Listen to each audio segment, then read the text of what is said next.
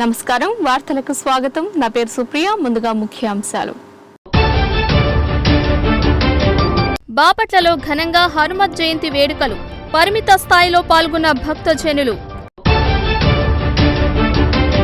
బాపట్ల అభివృద్ధికి అందరి సహకారం అవసరం జర్నలిస్టుల అభివృద్ధికి అవసరమైన చేయూత అందిస్తాం డిప్యూటీ స్పీకర్ కోన రఘుపతి భరోసా సేవా తత్పరుడు రుద్రరాజు అంజిరాజు మరి లేరు అనారోగ్యంతో మృతి పలువురి ఘన నివాళి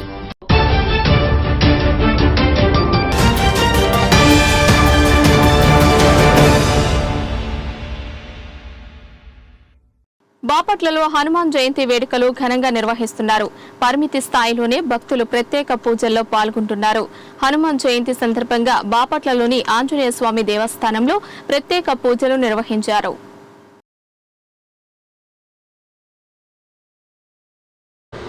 బాపట్ల పట్టణంలో వెంచేసి ఉన్న శ్రీ సువర్చన సమేత ప్రపత్తాంజనేయ స్వామివారి వార్షిక హనుమత్ జయంతి కళ్యాణోత్సవాల్లో భాగంగా ఈరోజు నుండి హనుమత్ జయంతి కళ్యాణోత్సవాలు ప్రారంభమైనవి. ఈ కార్యక్రమాల్లో భాగంగా స్వామివారికి అభిషేకం, రేపు సింధూరార్చన, విశేష ఫలపుష్పార్చన, నాగవల్లీదళ సహితంగా అత్యంత వైభవంగా స్వామివారికి కదలీ ఫలార్చన కూడా జరుగుతుంది. అదేవిధంగా శనివారం ఉదయం 7:30 గంటలకు స్వామివారి కళ్యాణ మహోత్సవం జరుగుతుంది. ఈ కార్యక్రమాల్లో 50 మంది భక్తులు పాల్గొనవలసిందిగా కోరుతున్నాం.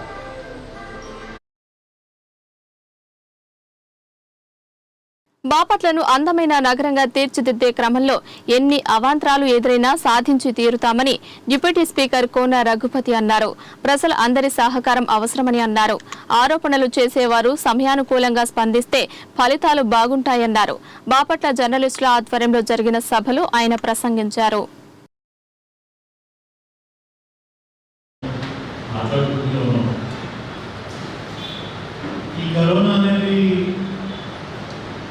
ఇది ఎవరో కూడా ఊహించింది కాదు. పాండమిక్ సిచ్యువేషన్లో మనం కూడా మన తండ్రులు తాతలు కూడా చూడలేదు. దాదాపు 100 సంవత్సరాల క్రితం కరోనా వ్యాధితో వచ్చినటువంటి ఆరోగ్యం గురించి మనం చదువుకోవడం గురించి చూసింది లేదు. ఈరోజు ఇటువంటి విపత్కర పరిస్థితి ఎవరి అంచనాలకి అందనటువంటి పరిస్థితుల్లో కూడా ప్రభుత్వం చాలా ధైర్యంగా ప్రజల వెంట ఉండి చేస్తున్నటువంటి ప్రయత్నాన్ని మనం అందరం కూడా ముందుగా అభినందించున్నాం. మనం ఏదో కోర్టు మీద ఏకీభూతామని ఏదో నేను దాని గురించి మాట్లాడదామని మాట్లాడుతున్న సమయం కాదు. జనరల్గా మనం క్రిటిసైజ్ చేయొచ్చు, మరి బెటర్గా చేస్తారు కాబట్టి చేస్తున్న దాంట్లో చిన్న లోపాలు ఉంటే సరి చేసుకోవడానికి ఈ సిచ్యువేషన్లో in general it is okay, but ఇటువంటి సిచ్యువేషన్స్లో ప్రభుత్వం నడిపించేటువంటి ముఖ్యమంత్రి దగ్గర నుంచి కింద శానిటరీ వర్కర్ దాకా ఎవరికి వాళ్ళే ఏ రోజు ఎలా ఉంటుందనేటువంటి భయపడుతూ చేస్తున్న స్థితిలో మన ఈరోజు నన్ను అడిగితే ఏదో ఒక్క నెగిటివ్ మాటలు మాట్లాడేటువంటి హక్కు ఎవరికి లేదు. అయినా కొంతమంది ఏదో మాట్లాడలేదు గురించి కోల్పోతున్నారు మాట్లాడతాను బాగా అంటే దానికి సమయం సందర్భం అనేది సందర్భం కూడా మర్చిపోదు. ఈరోజు ఉన్నటువంటి సమయంలో మీకు ఎల్లరూ కూడా ఒకసారి మాట్లాడారు. ప్రతిపక్షం ఉండేవాడు ఏదో మాట్లాడాలి కదా అని మాట్లాడుతూ ఈ కరోనా సమయంలో జరిగినటువంటి లోటుపాట్ల గురించి మాట్లాడడానికి ప్రయత్నం చేసి చాలా బాధేస్తుంది. ఎన్నో సంవత్సరాలు అన్నం ఉందని చెప్పుకుంటూ ఎన్నోసార్లు ముఖ్యమంత్రి చేశామని చెప్పుకునే వాళ్ళకి కనీస అవసరాలు ఎక్కువ తెలియనట్టు పరిస్థితి. ముందు కాలం లేదు కానీ మా స్నేహితులు ఇద్దరిని కాపాడడానికి రిజర్వేషన్ నేను చెప్తా ఉన్నాను. ఈరోజు ఎంతమంది మనం సహాయం చేసాం చేయగలిగాం, కానీ మనం ఆలోచించాల్సింది ఏంటంటే దాదాపు 2,60,000 2,70,000 జనాభా ఉన్నటువంటి బాపట్లలో ఉన్నటువంటి వసతుల్ని కంపేర్ చేసి చూసుకుంటే ఏమి చేయనటువంటి పరిస్థితి. ప్రభుత్వ హాస్పిటల్ తప్పించి హెచ్ఆర్ ఇన్స్టిట్యూట్ ఉన్నందు వస్తువులు రెడీ చేసుకొని ఉన్నంతలో మనం దాన్ని అందుబాటులో తెచ్చి చేసే ప్రయత్నం చిరు ప్రయత్నం. పిల్లవాళ్ళ ఫీల్డ్ సెంటర్ కూడా దాదాపు 30 పడగలు తయారు చేసి అక్కడ కూడా మెడికల్ ఎక్స్పర్ట్ ఇవన్నీ ఉన్నంతలో గౌరవ ముఖ్యమంత్రి గారి దగ్గర వచ్చి మేమందరం కూడా ఆయన స్ఫూర్తితోనే మరి ఒక బాపట్లోని ఇంత ఫెసిలిటీస్ ఇచ్చామంటే రాష్ట్రంలో ఉన్నటువంటి 175 నియోజకవర్గాలు అన్నింటిలో కూడా ఎంత పడుతుందో మీరు ఆలోచించాలి. జనరల్లీ స్పీకింగ్ మామూలు జ్వరాలు తప్పులు జ్వరంలో వస్తాయి పోతాయి అవి రొటీన్లో జరిగేటువంటి వైద్య విధానం వేరు. మన రాష్ట్రం వెనుకబడినటువంటి రాష్ట్రం, మన దేశం కూడా వెనుకబడిన దేశమే. ఇటువంటి పరిస్థితుల్లో అభివృద్ధి చెందినటువంటి దేశాలే భయభ్రాంతులకు గురైపోయి శవాలు కుప్పల దగ్గరలో రోడ్ల మీద పడి ఉండేటువంటి పరిస్థితి చూసాక కూడా మనం మాట్లాడతామంటే అది ఎంతవరకు సర్వమని మనం ఆలోచించాలి. ఉన్నటువంటి పరిస్థితులన్నింటినీ ప్రత్యేకంగా గౌరవ ముఖ్యమంత్రి కూర్చోవడం మాట్లాడుకోవాలి. మొట్టమొదటిసారి ఆ స్థానంలో కూర్చున్నటువంటి వ్యక్తి అది ముందు కీర్తన లాంటిది దాన్ని ధరించి ఒక పరిపాలించేటువంటి క్రమంలో ఒక అగ్నిపరీక్ష లాంటివి. ఇతర రఘుపతి ముందర రఘుపతి తర్వాత అనుకున్నాను. నేను చెప్తాను మెడికల్ కాలేజ్ ముందర మెడికల్ కాలేజ్ తర్వాత 1961లో కోన ప్రభాకర్ గారు బాపట్లను ఒక విద్యా కేంద్రంగా చేయాలని బాపట్ల ఎడ్యుకేషన్ సొసైటీని స్థాపించి 67లో దాన్ని ఎయిడెడ్ కాలేజ్ కింద ఆయన మొట్టమొదటిసారి శాస్త్రీయ తీసుకొని వచ్చి 1981లో ఆయన ఉన్నటువంటి పట్టుబడితో ఒక 6వ ఇంజనీరింగ్ కాలేజ్ రాష్ట్రంలోనే బాపట్లకి తీసుకొచ్చి తద్వారా ఈ బాపట్ల ఒక ఎడ్యుకేషన్ సెంటర్గా మారిందంటే ఊరికి మాట్లాడారు. ఆయన ఆలోచనతో మార్చారు. ఆ అవకాశం అదొక టర్నింగ్ పాయింట్ బాపట్ల. ఒక బాపట్ల ఎడ్యుకేషన్ సొసైటీలో ఒక ఇంజనీరింగ్ కాలేజ్ తీసుకురావడం అనేది ఆ రోజు ఎంతో పెద్ద విషయం. ఈరోజు కుటుంబంలో చాలా ఇంజనీరింగ్ కాలేజ్ వచ్చిండొచ్చు, ఇంజనీరింగ్ కాలేజ్ లేకపోయి ఉండొచ్చు. కానీ ఆ రోజు ఏంటి పరిస్థితి అనేది మీరు ఒకసారి ఆలోచించుకొని మాట్లాడాలి. ఆ రోజుల్లో మనం తెచ్చుకున్నాం కాబట్టి ఆ రోజుల్లో ఆ ఆదాయం వల్ల ఈరోజు కాలేజీలు ధైర్యంగా ఉన్నటువంటి మేనేజ్మెంట్ వాళ్ళు పెట్టగలిగారు. ఈరోజు ఇన్ని కాలేజీలు వచ్చాయి కాబట్టి ఈరోజు మనం గర్వంగా బాపట్ల ఎడ్యుకేషన్ సెంటర్ అని చెప్పుకుంటున్నాం. పడటం జరిగిన తర్వాత మరి ఇంకా బాపట్లలో ఇంకా వేగవంతంగా అభివృద్ధి వేగవంతంగా మరి ఈరోజు మనం చూస్తున్నాం. ఈ గడిచిన 2 సంవత్సరాల కాలంలో మరి అభివృద్ధి సంక్షేమం కూడా మరి కంపేర్ చేస్తే సంక్షేమం కొద్దిగా ఎక్కువగా అనిపిస్తుంది. అభివృద్ధి మీద సంక్షేమం ఎక్కువ కనపడుతుంది. అభివృద్ధి ఎందుకు కనపడట్లేదు అని చూస్తే మీరు మార్చి నుంచి జూన్ దాకా ఎక్కడైతే డెవలప్మెంట్ వర్క్స్ జరగాలో ప్రీవియస్ చేసిన వర్క్స్ పేమెంట్స్ చేయాలో అదే సమయంలో ఈ కరోనా వస్తుంది. మీరు గమనించుంటారు, దయచేసి గమనించుంటారు. అవేమవుతాం ఈ కరోనా రావడం వల్ల రావాల్సిన రెవెన్యూస్ తగ్గిపోతున్నాయి, ఖర్చు పెరుగుతాం, కరోనా మీద పెట్టిన ఖర్చు పెరుగుతాం. దానివల్ల ఏమవుతుందంటే పూర్తి ఇంపాక్ట్ ఆ డెవలప్మెంట్ పరిస్థితులు ఉంటాయి. అందుకని దాంట్లో మీరు దాచిపెట్టుకుంటుంది ఏంటి రాబోయే రోజుల్లో భగవంతుడి దెబ్బగా ఈ కరోనా మీద పూర్తి నియంత్రణ వచ్చి అభివృద్ధి తీసుకుంది.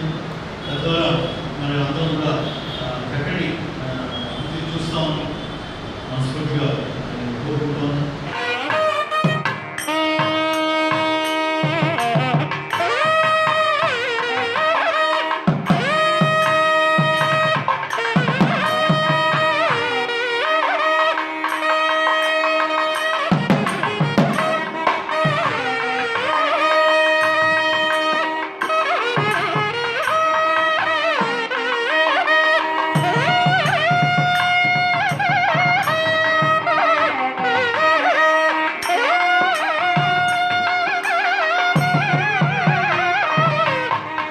ఇప్పుడు మరికొన్ని వార్తలను చూద్దాం. ఆహారం అని అవి మంచి క్వాలిటీ ప్రోటీన్ని ఇవ్వటం జరుగుతుంది.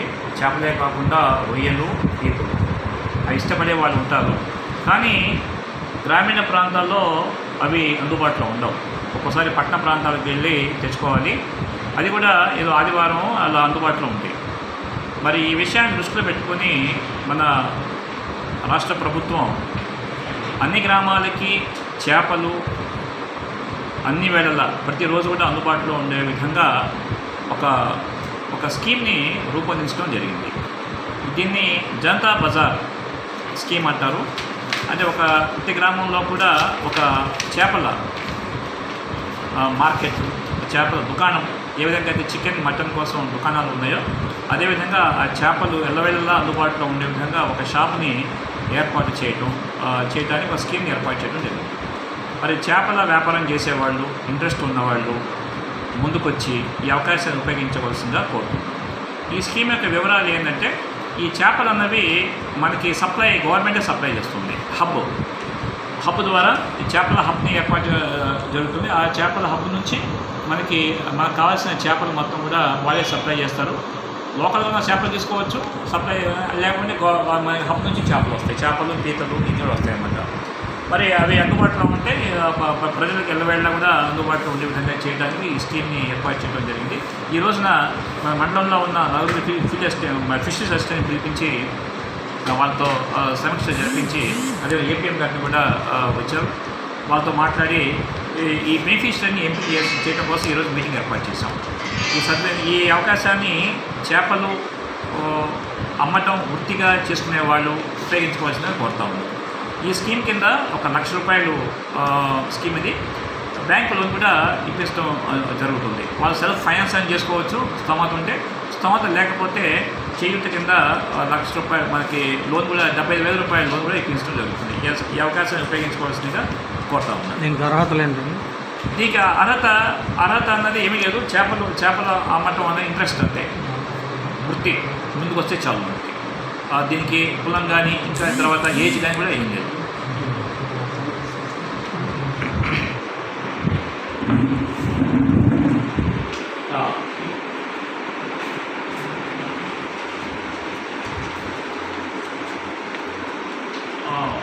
జయరామ్ ఇప్పుడు చెప్పండి, ఇప్పుడు మన ఏపీఎం గారు ఉన్నారు, మీరు అన్నారు అంతకుముందు మనకి ఫిషరీస్ మన చేతుల్లో ఫిషరీస్ ఆప్షన్ పెట్టారు. బాపట్ల సీనియర్ సిటిజన్ అసోసియేషన్ మాజీ అధ్యక్షులు రుద్రరాజు అంజిరాజు కన్ను మూశారు. Lions club of Bapatla town అధ్యక్షులుగా విశేష సేవలు అందించారు. తీవ్ర అనారోగ్యంతో బాధపడుతున్న ఆయన బాపట్ల ఏరియా వైద్యశాలలో చికిత్స పొందుతూ మృతి చెందారు. నిగనిగలాడే తెల్లటి దుస్తుల్లో అందరినీ ఆప్యాయంగా పలకరిస్తూ అంజిరాజుగా సుపరిచితులైన అంజిరాజు మరి లేరు. ఎన్నో సేవా కార్యక్రమాల్లో తనదంటూ ఒక ప్రత్యేకతను చాటుకున్నారు అంజిరాజు. పట్టణంలో ట్రాఫిక్ క్రమబద్ధీకరణకు ఆయన విశేషంగా కృషి చేసేవారు. పట్టణంలో ఎక్కడైనా ట్రాఫిక్ స్తంభిస్తే వెంటనే స్పందించేవారు. అంత వయస్సులో కూడా కూడలి ప్రాంతాల్లో విజిట్ చేస్తూ ట్రాఫిక్ కంట్రోల్ చేయడంలో భాగస్వాములయ్యేవారు. ఎన్నో సేవా కార్యక్రమాల్లో అంజిరాజు ముందుండి నడిపేవారు. సీనియర్ సిటిజన్స్ అధ్యక్షులుగా పనిచేసే సమయంలో అనేక సమస్యలను ప్రభుత్వం దృష్టికి తీసుకువచ్చారు. నిత్యం ఆయన చొక్కాకు త్రివర్ణ పతాక స్టిక్కర్ రెపరెపలాడుతూ కనిపిస్తూ ఉంటుంది. అపారమైన దేశభక్తి కలిగి ఉండేవారు. విజయనగరం జిల్లాకు చెందిన అంజిరాజు బాపట్ల ప్రాంతంలో ఎన్నో సేవా కార్యక్రమాల ద్వారా విశేష పేరు ప్రఖ్యాతలు గడించారు.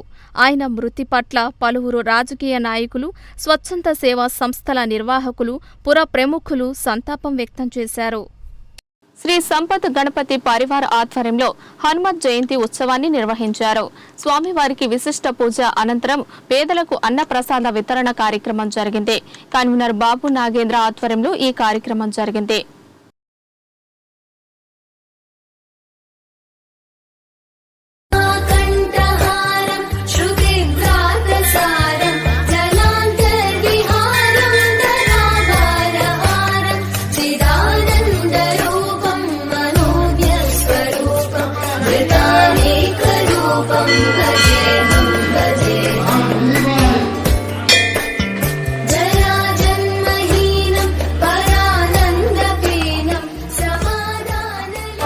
రామనామమే నీకు మంత్రము, రామనామమే నీకు ధ్యానము, రాముని పాదాలు నీ నివాసము, రామదూత హనుమ, శ్రీరామదూత హనుమ.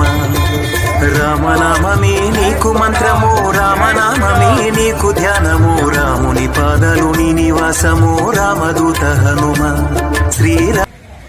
ఈరోజు సంపత్ గణపతి పరివార్ యొక్క ఆధ్వర్యంలో హనుమత్ జయంతిని పురస్కరించుకొని శివాలయం గుడి వీధి బజార్లో మన పేదలకి అన్నప్రసాద వితరణ కార్యక్రమం నిర్వహించుకున్నాం.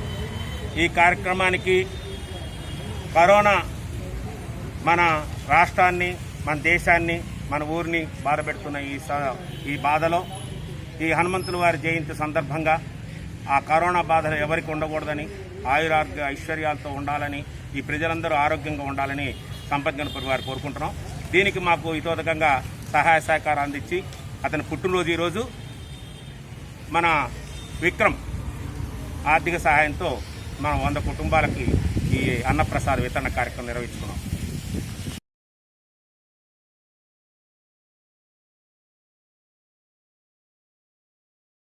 ఇప్పుడు మరికొన్ని వార్తలను చూద్దాం.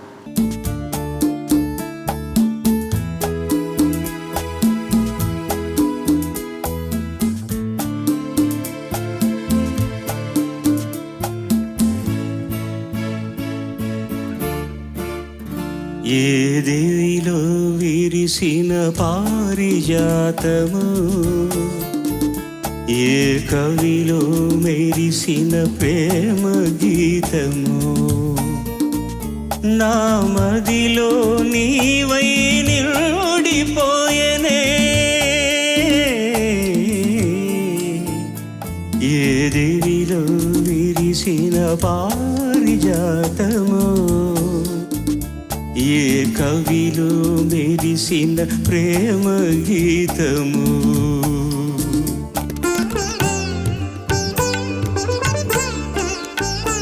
నీ రూపమే దివ్య దీపమై, నీ నవ్వులే నవ్యదారలై, నా కన్నుల వెన్నెల కాంతి నింపెనే.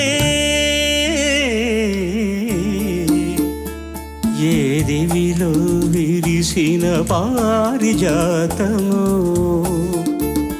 ఏ కవిలో మెరిసిన ప్రేమ గీతము.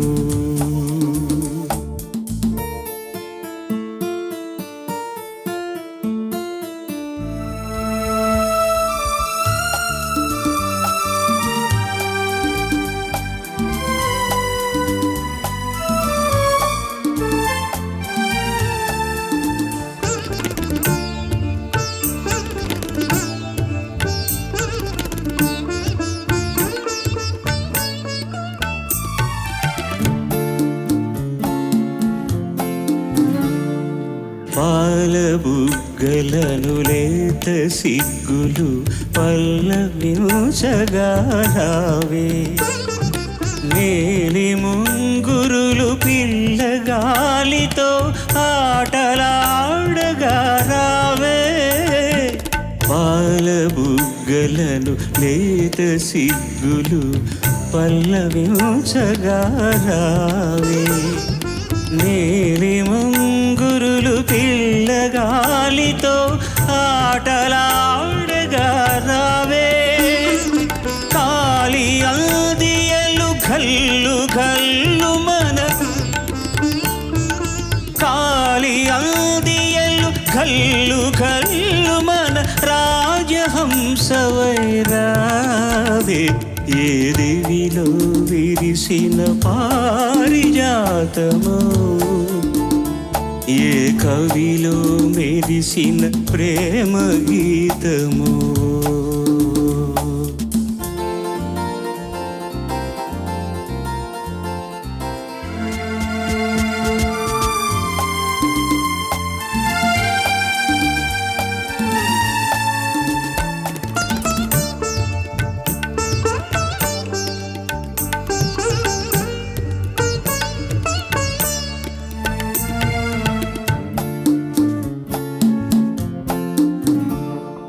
నిదుర మబ్బులను మెరుపు తీగవై అలలు రేపినది నీవే, బ్రతుకు వీణపై ప్రణయ రాగమును ఆలపించినది నీవే.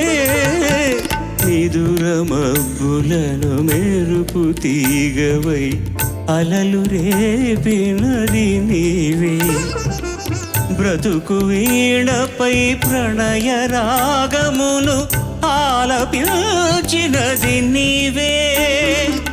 పదము పదములో మధువులూరగా పదము పదములో మధువులూరగా కావ్య కల్యవై రావే దివిలో విరిసిన పారిజాతము ఏ కవిలో మెరిసిన ప్రేమ గీతము. వార్తలు ముగించే ముందు ముఖ్యాంశాలు మరోసారి. బాపట్లలో ఘనంగా హనుమత్ జయంతి వేడుకలు, పరిమిత స్థాయిలో పాల్గొన్న భక్తజనులు. బాపట్ల అభివృద్ధికి అందరి సహకారం అవసరం, జర్నలిస్టుల అభివృద్ధికి అవసరమైన చేయూత అందిస్తాం, డిప్యూటీ స్పీకర్ కోన రఘుపతి భరోసా. సేవా తత్పరుడు రుద్రరాజు అంజిరాజు మరి లేరు, అనారోగ్యంతో మృతి, పలువురి ఘన నివాళి.